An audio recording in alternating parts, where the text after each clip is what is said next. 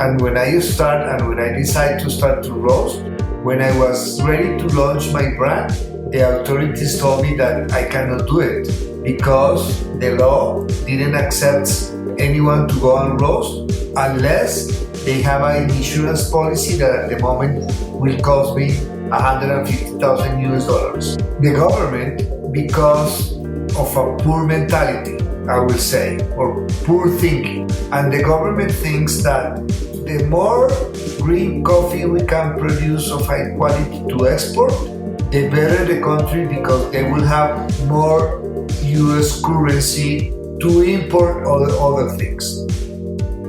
We never promote the idea of roasting coffees at origin because we believe that we don't know that, and that the only ones that know it were the consuming countries.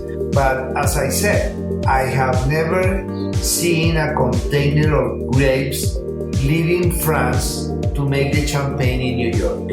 Champagne is made in Champagne, France. Coffee needs to be roasted in the producing countries, and that's where the decolonization start to appear.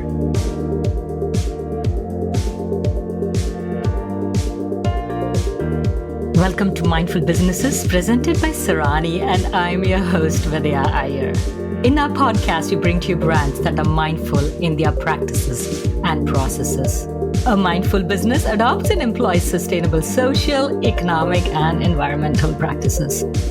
Today, we have with us Luis Fernando Velez, founder of Amor Perfecto, Decolonized Coffee.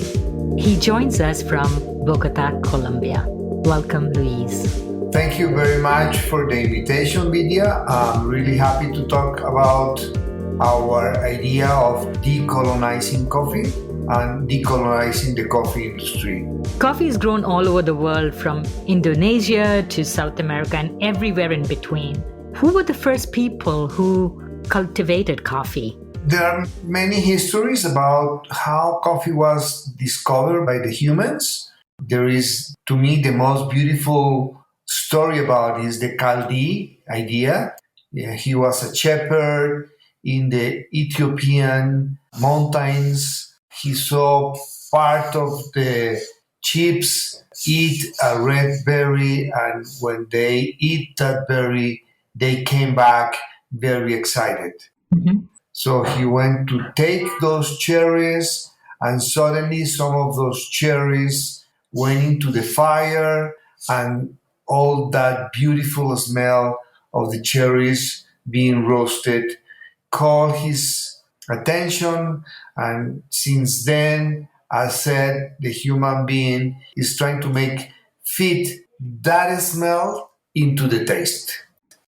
When was that? What year approximately did that happen? History talk about the idea that it happens about in the 1250 or something like that. And I love that question because when you think that we have a commercial in the past, that in the sopa, when Jesus Christ was having dinner with the apostles, in the sopa, I said they drink wine and had bread. Mm-hmm. Maybe the story will be different if they drink coffee.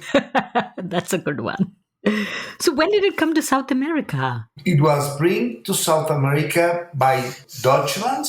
It comes first through the Caribbean, and into Colombia it was said that it came with the Jesuits through the Orinoco River. Mm-hmm. And it arrives first to the Department of Santander in Colombia at San Juan de las Palmas. Nowadays, there's people that is saying that at the same time, the British came to Sierra Nevada, Santa Marta, and it was kind of like from the north in Sierra Nevada and in Santander through the Orinoco River. But at the end of the day, it came to Colombia from the north, and it started to spread to the center in Cundinamarca and then to Antioquia, and then it goes down to the south. And that's one of the most beautiful things of the Colombian coffee, which is that Colombia has coffee from latitude 0 to latitude 11. And if you take all Central America, in all Central America, coffee is grown from Boquete in Panama to Chiapas in Mexico, and there is only 7 degrees of latitude. So Colombia has 4 more latitudes in which we grow coffee, but it's not only that, because Central America has only one mountain range, and the Andes opens in Colombia in 3 completely different branches: the East, the Central, and the West. But not only that, at the end, there is the Sierra Nevada de Santa Marta, which is a completely different geographical accident in which we also grow coffee. Talking about the geography, for the listeners who are not familiar with the countries that border you, so you're bordered on Venezuela and East and Ecuador? Colombia border with the Atlantic Sea, then Venezuela, then Brazil, then Peru, Ecuador, and then the Pacific Ocean. A really very beautiful, verdant part of the continent. Yeah, but the beauty of that is that talking about coffee, there is no any other country with such a diversity Mhm. because it has the influences of the Pacific from the west, the Atlantic from the north, all the Amazon region, Brazil, and the Amazon River. But also, when you talk about Colombia, because the Andes, let's say that born in Chile, and it goes up throughout the south, but when it arrives to Colombia, it opens in the tree. So, for coffee to grow, I'm assuming you needed a more tropical climate. Coffee grows in the tropics. And you talked about the Sierra Madres and all the other different mountain ranges. Why is that important? Is it because of the terrace plantation? Not the terrace plantation, but the different levels of the land. And remember that the Arabica coffee needs to be planted up to 1,300 and 1,400 because Robusta grows from 200 to 900, but Arabicas grown from 1,300 to 2,000. So when you have 3 different mountain ranges from the Andes plus the Sierra Nevada, it means that you have a completely different variety of possibilities, landscapes, and microclimates, and different sea levels to grow the coffee. So that's a perfect segue for us. What are the most popular types of varieties of coffee? When you talk about coffee, there are two main families: the Robusta family and the Arabica family. And as you may know, out of the Arabicas, there are a lot of different coffee tree families, Mhm. which is Típica, Bourbon, Castillo, and then there are a lot of, there are some that 100% natural breed, but also lab breed. Colombia has an institution that is called Senicafe that is been working in varieties resistant to the rust leaf. Rust leaf is a very complex fungus that destroy the coffee plantations, especially in the humid times. We all know that the main thing to develop fungus is when you have humidity. So when you have humidity, the fungus is very easy to spread. But not only that, if you haven't feed the plant enough, if you haven't put enough fertilizer, and if the plant is not strong, then the rust leaf will arrive and destroy. Mhm. So Colombia create a lot of different varieties resistant to the rust leaf, like Variedad Colombia, and there are a lot of different castillos. So Colombia has nowadays almost all kind of varieties that are part of the family of the Robusta. And so we have Típica, Bourbon, Maragogipe, Caturra, Pacamaras that was developed in Salvador, we have geishas, we have eugenoides, we have many, many different varieties. But the main variety, the most popular one, is the resistant to the rose leaf, which is the Castillo and the Variedad Colombian. So, our family, when I grew up in India, we are from South India where we primarily drink coffee. Coffee is almost a religion, and we roasted our own beans. My mom would go to the coffee cooperative, buy the beans, and roast it. But each family would have a different blend of coffee beans that they would put. Mom would do Arabica and peaberry, and my in laws would mix peaberry, Arabica, and a little bit of chicory. So, do you have peaberry? Peaberry is a hybrid, right? What I know about peaberry is not that it's a variety. Peaberry is a kind of bean that comes out of the plants when the plant is a little bit old, and that happens when the berry doesn't open in two seeds, but only in one seed. Mhm. So that in the past, pea berries was kind of like we lost the pea berries into the low qualities because when you start to sort the different sizes, the small ones goes with the leftovers. But at some point, somebody says, "Look, we are missing these small seeds that are really good, but because of the classification in the size, we are losing them." And finally, what happened is that somebody says, let's take the pea berries apart. But if you have Arabica pea berries, is not a variety. Any variety of Arabica can produce pea berries, but the point is that those pea berries are really nice coffees if you do all the process in a good way. Because remember that geography and climate is only 40% of the total result of the coffee, of the quality of the cup. Because 60% is all the job that the coffee grower makes in the after harvest or the post harvest, and not even the post harvest. 60% is all the job that the coffee grower does since the point of the picking. And actually, what you say about peaberry is really accurate because I remember the seed almost looks like it's a half. Yeah. We call it in Tamil, the language that my family speaks, it's called tattai, which means flat seeds, you know.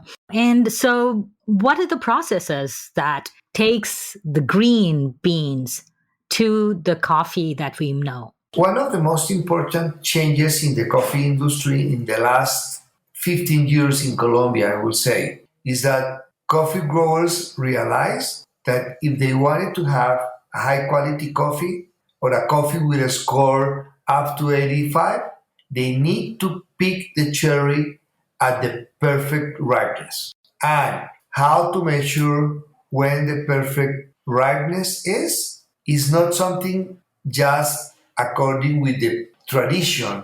Because, for example, in Caturra variety, the perfect ripeness was kind of red. Mhm. But when the Castillo appears, the pickers start to pick the same color of the Caturra.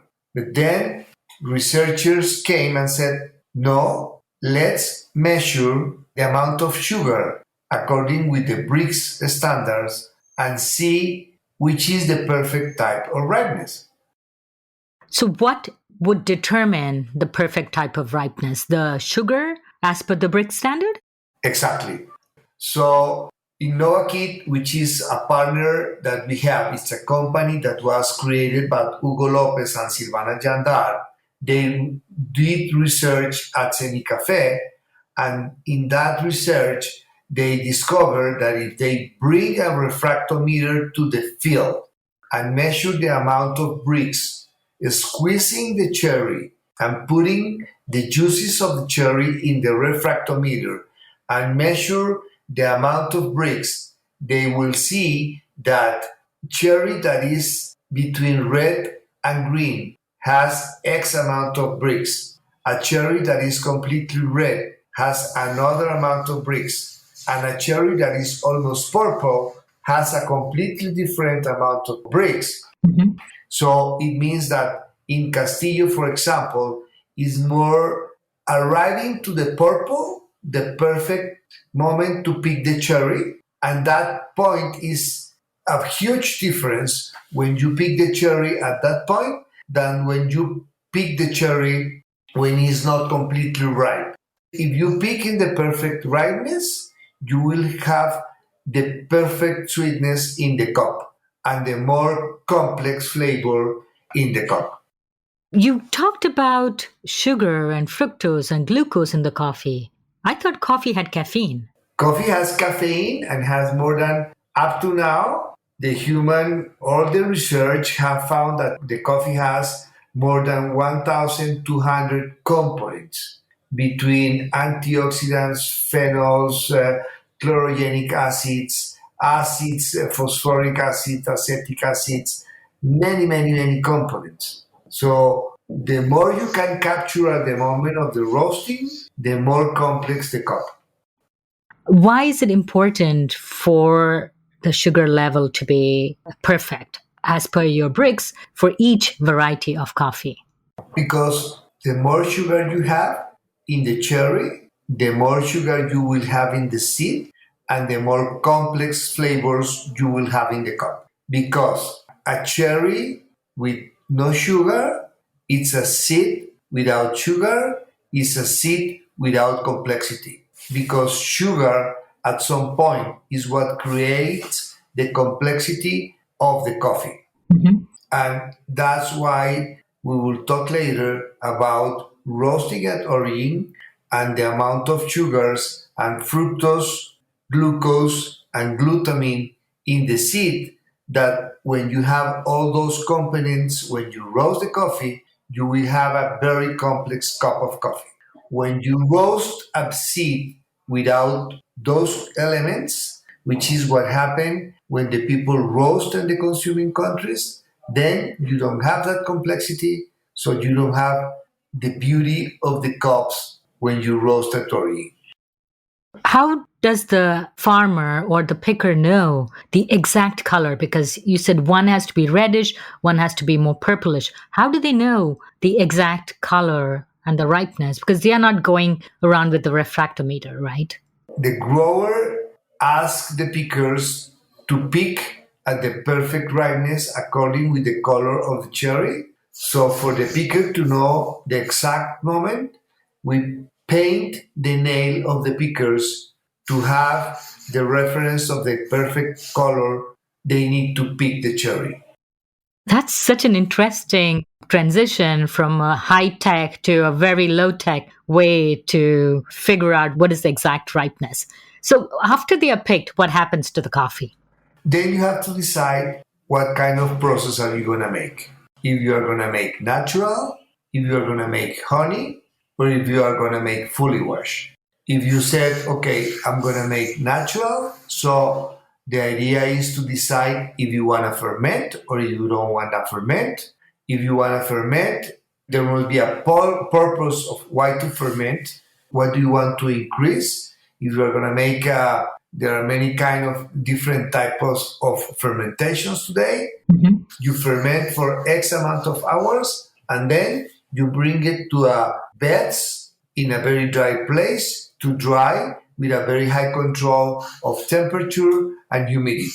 Because when you do naturals, you have a very high risk to over ferment, and that over ferment brings you a flavor that I won't say is good or bad. I will say there is people that love blue cheese and there is people that don't like blue cheese. It is each one's palate what they want in the coffee. And I will say each one's palates and how you grow that.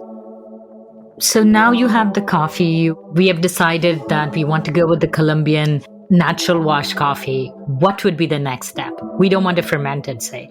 Be careful. Not natural Colombian wash coffees. Colombian wash. When you do Colombian wash, what you do is you take the cherry, you depulp it, you bring it to a water tank to ferment it, which is take out the mucilage, then you wash it, and then you dry it. That is the fully washed Colombian coffee. You talked about how the flavor is altered when it's roasted, not near where it's grown. The latest trend in America is fresh roasted coffee. They have roasteries down the street here, there. You go there and you buy your coffee. Are they sort of doing a disservice to coffee lovers like me? The point is the following. You can never talk about fresh coffee when you are roasting all green beans. Let's say a couple of blocks from your house, there is a small roastery. The green bean that the small roastery has, maybe it's a green bean that was harvested and milled 4 months ago, 5 months ago, 6 months ago, 8 months ago, because how the colony business of coffee works, okay? Mm-hmm. There is a grower. The grower makes all the job until he has something that is called a carga of parchment of coffee. He takes that carga of parchment of coffee, bring it to the small town. He sells that into the town. Then the guy that buys at the town sell it to another one that brings it to a more industrialized city. That one takes all that coffee and maybe bring it to another city in which they mill the coffee. They mill the coffee and they put it into a container. They mill it and sort it according with the size. They bring it to an exporter. The exporter put it into a container.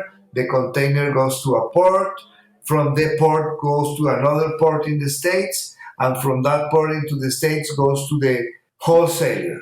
And then the wholesaler has the coffee. And from the harvest at the farm to the warehouse into the importer into the States, maybe 2.5 months to 3 months. And then to the warehouse of the importer, to the warehouse of the mini or micro roaster. Mm-hmm. So it's been 4 months, 5 months, maybe. And what happened to the green bean during those 4 months is that the green bean has lost glutamine, fructose, and glucose. And the embryo has died because of the lack of food. Because the coffee bean, it's a live element. How do you say un ser vivo? It is has life in it. Yeah, exactly. Because all the plant has been working for such a long time to preserve the species through the seed. Because remember that when we are having coffee, we are having the seed of a tree.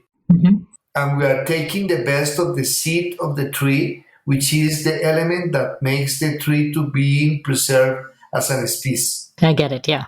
Being alive, we call it in Spanish, ser vivo. It's a live seed that has an embryo. That is what makes that seed to become a plant.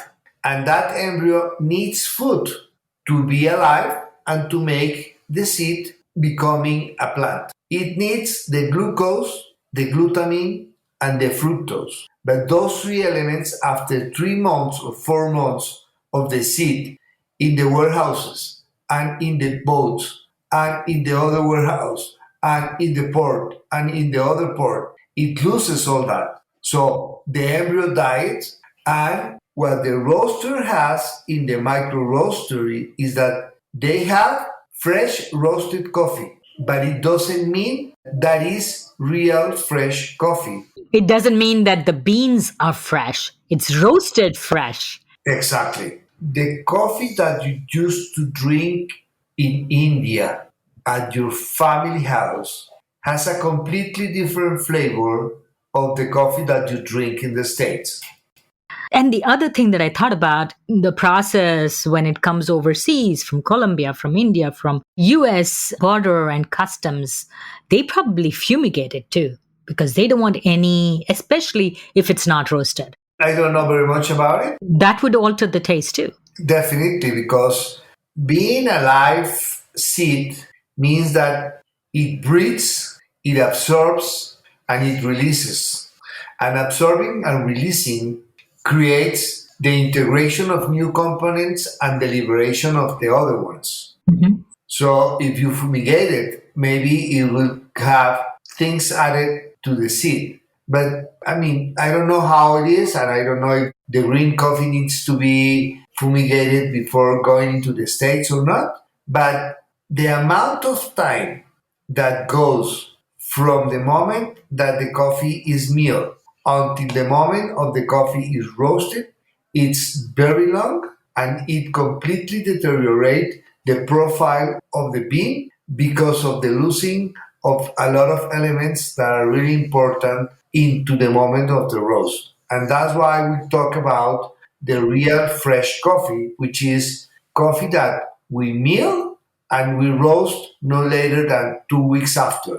And that's also why we are talking about the decolonization of the coffee industry, because we don't know how come we never promote the idea of roasting coffees at origin, because we believe that we don't know that and that the only ones that know it were the consuming countries. But as I said, I have never seen a container of grapes leaving France to make the champagne in New York. True. Champagne is made in Champagne, France. Coffee needs to be roasted in the producing countries because nowadays we have the logistics to deliver the coffee in 4 days to the front of your door, and those are completely fresh coffees. But not only that, and that's where the decolonization start to appear, which is if we produce the raw material, we have to add the value, because it doesn't make sense to only export a raw material to add the value in the consuming countries. And I think the misunderstanding came, and even for somebody who's grown up drinking coffee and has seen the process, I always felt that when it's roasted close to consumption, not production, is better tasting coffee, which you are telling me is the opposite. Yeah. So we have now the coffee, but the flavor changes not only that it's roasted very close to harvest, the place of where it's harvested, but how it's ground, how it's brewed. So normally Colombians, how do they brew their coffee? 80% of Colombian houses still brew the coffee in a pot, in a regular pot. Like the American drip coffee. No, not even. Boil water in a pan, put the coffee, stir, let it go down, and that's it. So no cappuccinos, no lattes, macchiato. Cappuccino, lattes, and macchiato is something really new, but it's not the regular way people drink coffee at home. The regular way people drink coffee at home is just as I said. Mhm. I mean, in the population. If you go to the high income people, then maybe they will have now things like Nespresso and things like that. But to me, it doesn't make sense. It's like people in France drink sparkling wine from or a box from Portland, because now Portland has good sparkling wines. But if you go to a French guy and said, "Look, I have this beautiful sparkling wine from Portland," you'll say, "You don't know what is champagne." I wanted to also share how we as a family, we brew our coffee. It's called a filter. It's almost like a pour over. It's a cylindrical thing which has two cylinders sitting one on top of the other. You put the powder on top, pat it down, and pour hot water, and coffee percolates below. It seeps below. It doesn't percolate because there's no boiling. I find that flavor, it's not acidic and it's very robust. I don't know if that's the correct word. It's more rich in flavor. Any beans, like if I take it and put it in that way. But the trick is it has to be ground at that correct grind, which is important for that kind of coffee filter that we use in India. It's called South Indian coffee filter. The pandemic, I think it was a disaster, but from many other points of view, it was a huge opportunity to settle down the things and see what the real things are and how we can use our mind and our brains to really go through things like that. Mhm. So we start to hear everybody was saying that during the pandemic people were drinking more coffee. And I said, how come all the news says that people is drinking more coffee and we are not selling more coffee? And we realized that the problem was that people at home was not buying expensive coffees because they were afraid that if they buy a very expensive coffee or an expensive coffee, they won't make it well and they will lose the money. So we start to think, okay, how people makes coffee in Colombia? And we said, people makes coffee in a pot. So let's design a pot that makes people realize that they can buy a very expensive coffee and they can make a very good cup of coffee because they kind of like feel intimidated by all the things that they saw the baristas making at the coffee shops, like they pour 100 grams, wait, they go around, wait, let's see how is it falling, wait, another rounds, and that's, I mean, it doesn't make sense. So with that in mind, we said, okay, let's make a pot, let's design a filter that makes everybody make a beautiful cup of coffee at home, easy, fast, and something with the people can play. So let's talk about your background. Did you grow up as a coffee farmer? Was your family involved in the growing of coffee? Definitely not. I came into coffee by an accident. But it's really difficult that any Colombian will say that doesn't have a background in coffee. And the reason is very easy. All the country has been developed in the mountains. Even though that more than 50% of the Colombian land is in the plains of Los Llanos Orientales, the country and the economy has been developed in the mountains. Mhm. So it's almost impossible that somebody says that it doesn't have any relation or any background with the coffee industry. My grandfather born in a coffee farm, but he came to Bogota very soon when he was 14.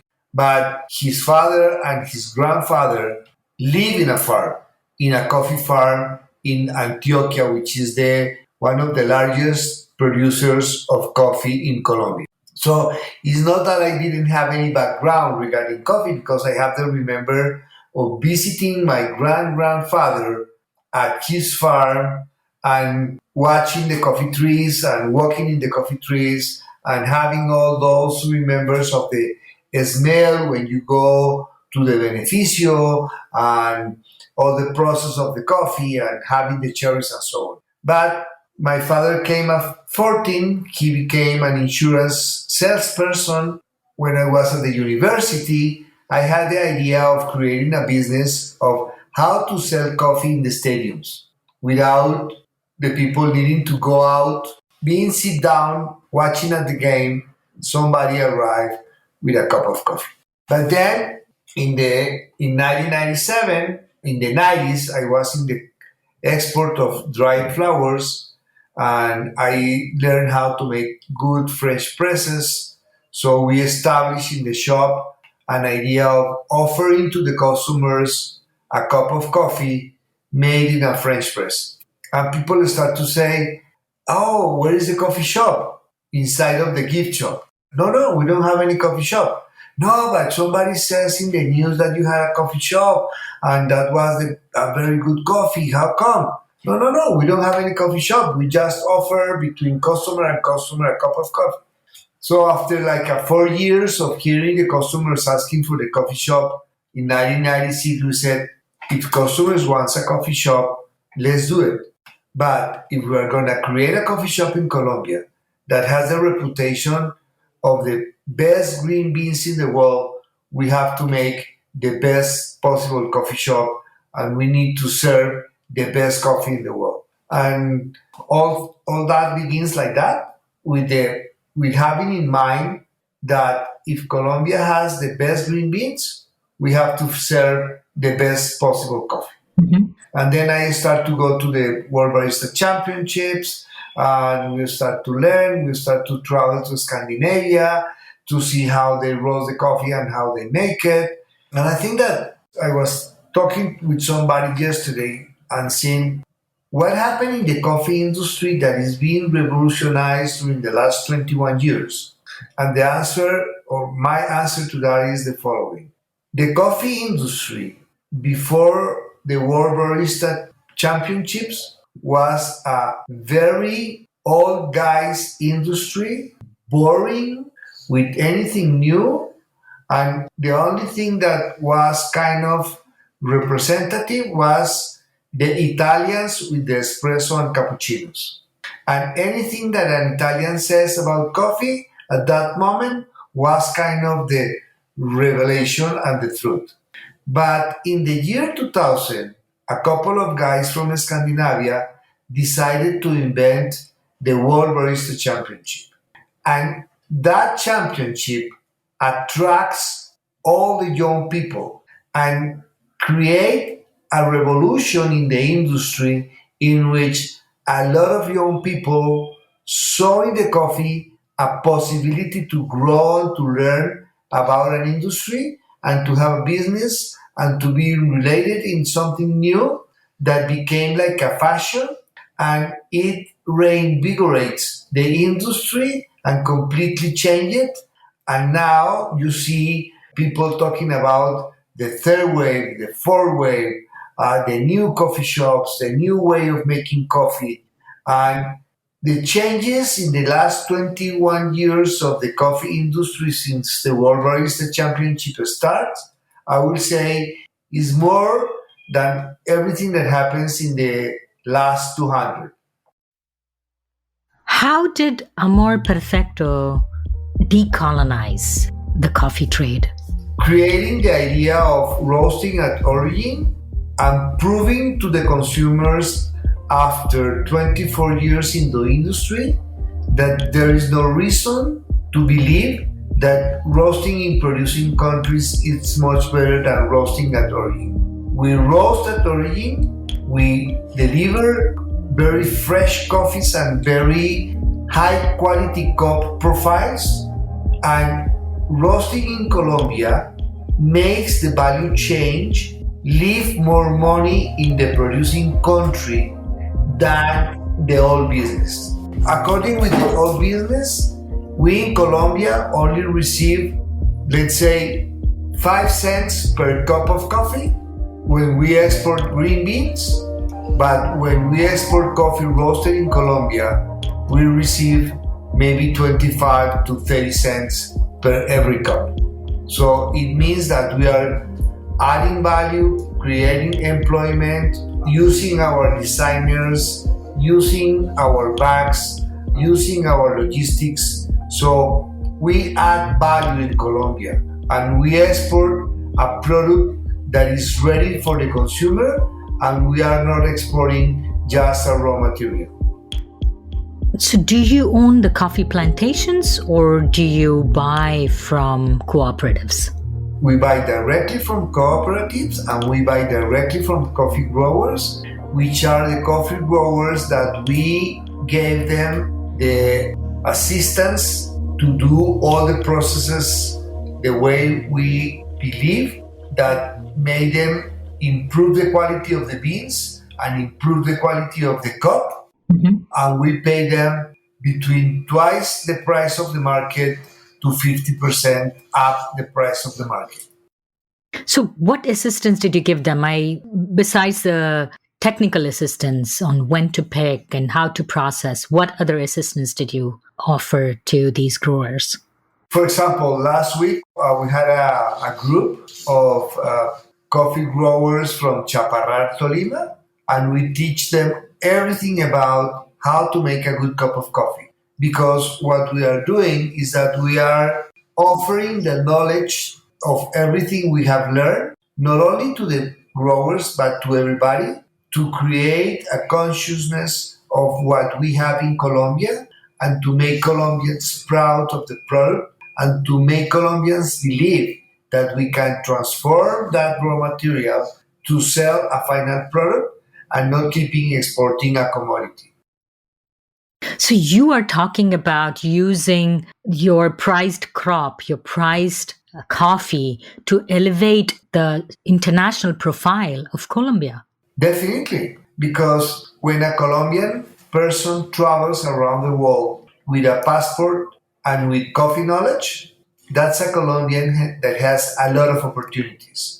But if that Colombian travels only with Colombian passport, the things are going to be very different. Mhm. As long as a Colombian travel with coffee knowledge and Colombian passport, I'm sure that that person is going to have an employee in every place when he see an espresso machine or a coffee shop sign, because it's completely different to make coffee when you born in a plantation than when you haven't seen a coffee tree. So there was a law which prevented Colombians from roasting and selling the coffee for domestic use. Yeah. When was that? Okay, I used start in 1997, and when I used start and when I decided to start to roast, when I was ready to launch my brand, the authorities told me that I cannot do it because the law didn't accept anyone to go and roast unless they have an insurance policy that at the moment will cost me 150,000 US dollars. Mhm.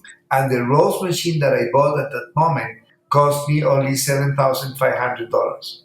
So why was that law implemented? Who implemented? The Colombian government?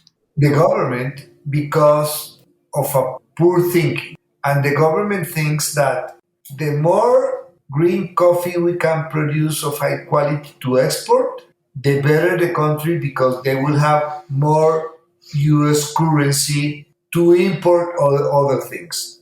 So they didn't understand the concept of adding value and then selling. Exactly. They didn't realize that we can export a final product. They only realize the more raw material we sell, the better our economy is going to be. So don't allow Colombians to drink high quality coffee. Colombians just drink the leftovers, and every single pound of coffee that we can export to make more money in US dollars, the better. But they use me as an example to change that law, and that law changes in the year 2003. So at some point, it's kind of like a very new, the roasting industry in Colombia is a really new industry. And also, the other character that US consumers are aware of is Juan Valdez, who appeared in all the advertisements.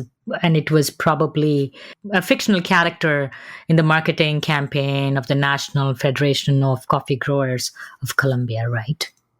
Yeah, he's an icon, and I think it was a very successful marketing strategy. From my point of view, they don't know how to make it actualize with the new world. Mhm. They keep the same guy with the same mule, with the same hat, with the same poncho, and they haven't realized how to change it, how to tell to the world that we do not only produce a raw material. They don't know how to promote it as, yes, in the past we produce a raw material, but now we produce a final product. Try this coffee roasted in Colombia, because they are afraid that if they go and compete against the big roasters, then there is no people who is going to buy our coffee. So, do you monitor how the coffee is grown? Is it grown organically? We monitor at some point, but the most important thing for the coffee grower is to receive the price that he needs to make all the efforts to produce a high quality coffee in the more organic possible way. Mhm. Because you cannot think about organic if the money that you pay to the grower is not enough to have food at the table. And that's a pity in the industry. This industry is very, I don't know how to put it, the word in English, but it's very weird that everybody talks about organic coffee, sustainability, biodiversity, but the coffee price is still determined by the sea market that is not related with the cost structure of the farm. Coffee prices are set like commodities, right? It is. So what you're trying to say is that they don't seem to distinguish on the method of how the coffee is grown. The price of coffee is set at X, and that's the price that an exporter from Colombia can sell it. The coffee price is determined by the capital flows of the sea market, of the New York Stock Exchange market, and is not related to the cost structure of the farm. What is sea market? But the commodity market is traded in the New York Stock Exchange, in the futures. Like the hedging. Exactly. So you revolutionized the coffee trade in Colombia, but you haven't stopped there. Amor Perfecto recently partnered with Tras La Perla with Carlos Vives. What prompted you with that collaboration, and what are you doing in that collaboration? Carlos Vives is one of the most famous and popular singers in Colombia, and is one of those who took the Colombian music to a very high level. And Carlos has a foundation in Santa Marta that he wants, because Santa Marta is one of the most beautiful places on earth. Mm-hmm. It's the highest range mountain from sea level to 5,400 meters, with an ecosystem with every kind of sea levels. I mean, it starts at zero and goes to 5,400. So imagine all that in an area. And Santa Marta is the capital of Magdalena, and Carlos born there. And most of his music is from that region. And he wants, through Tras La Perla, he wants to support the city. He wants to give opportunities to new young people and to a lot of issues that Santa Marta has to improve. Employment, schools, health systems, teach kids how to have something to do in life after the high school, a lot of tourism, but in a better way. So we decide to go together with Carlos. We decide to have a coffee of his region. The coffee that we have in the Tras La Perla is a coffee grown in the Sierra Nevada de Santa Marta. Mm-hmm. So from every bag that we sell of the Tras La Perla coffee, we give 5% to Tras La Perla Foundation to develop all these programs that are focused on creating opportunities for the young people of Santa Marta to have a better life. I would say, if you love coffee, give you the opportunity to try coffees roasted at origin. From Amor Perfecto view, we believe that we have the technology and the knowledge to offer to the consumer a coffee that is going to have more complexity, more flavor, just because we roast fresh green beans, and the market knows as fresh coffee that is fresh roasted, but it's not coffee that is real fresh, because what the roasters in the consuming countries are roasting are all green beans. So where can our listeners in North America get Amor Perfecto coffee? In our webpage, www.amorperfecto.com. And you will ship it worldwide. We ship it up to now to the States. You place the order, we roast the coffee, and in 4 days, you have the freshest coffee in the world in the front of your house. That is incredible. Thank you so much, Luis Fernando Velez of Amor Perfecto, for coming on Mindful Businesses. This has been really entertaining and knowledgeable. Vidhya, thank you very much. Hope to see you soon and have a ritual coffee drinking whenever we met. Thank you again. You've been listening to Mindful Businesses, hosted and produced by Vidhya Iyer. We would love to hear from you, so please send us a voice note with your questions or comments to info@mindfulbusinessespodcast.com. Rate and review us on Apple Podcast. If you learned a thing or two from this episode, share it with one friend. We recorded this podcast in Lafayette, Indiana. Theme music is composed by Tatum Gale. Our marketing assistant is Caitlin Milligan. This is Vidhya Iyer with Mindful Businesses.